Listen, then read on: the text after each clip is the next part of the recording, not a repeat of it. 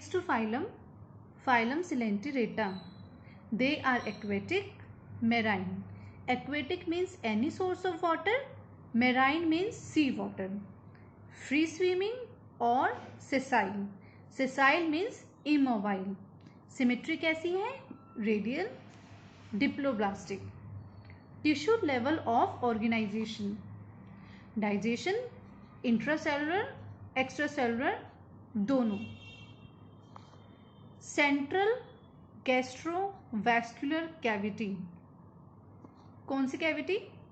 Central gastrovascular cavity with a single opening mouth. और hypostome. Hypostome क्या है? It's a rod-like structure present on the mouth. Helps in sucking blood or nutrient. Exhibit two body forms. Polyform, medusiform. Polyform sessile है, immobile. Structure कैसा है? Cylindrical structure like hydra.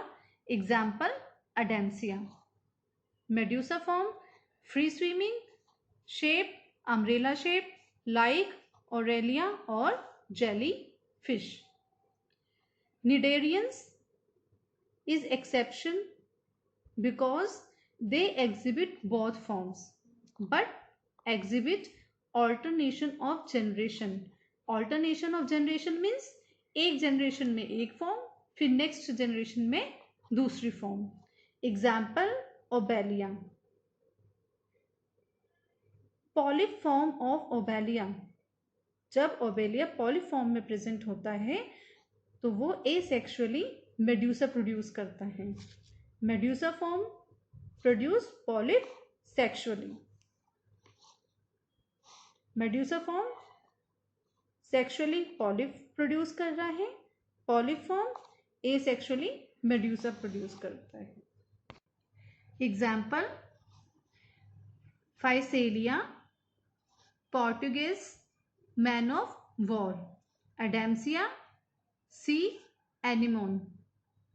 इसको हिंदी में रतन ज्योति भी बोलते हैं. पेनिट्यूला sea pen, Gorgonia sea fan, Meandrina brain coral. Coral it's a animal but it looks like a plant. Skeleton किससे बना होता है? कैल्शियम कार्बोनेट से. Skeleton of coral is made up of calcium carbonate. Next phylum, phylum Ctenophora, known as sea walnut or comb jellies. Ctenophora क्या कहलाते हैं?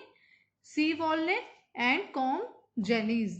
They are marine, radial symmetry, diploblastic, tissue level of organization. Body bears ciliated comb plates. Cilia, cilia word जब use होता है तो brain में आना चाहिए motion. Ciliated comb plates help in locomotion. Movement में इसकी हेल्प करता है. Digestion intracellular extracellular both. Bioluminescence, luminescence means emitting light. Bioluminescence means living organism illuminating light. Show only sexual reproduction. fertilization कैसा होता है? external, development indirect. Sexes are not separated. Example sexes अलग अलग नहीं होते. same individual act as both male as well as female. Ninth point and last example, Lura, Brachia, Tinoplana. Next phylum, Platyhelminths, known as flatworms, also found in humans. Platyhelminths को क्या कहते हैं? Flatworms, also found in humans.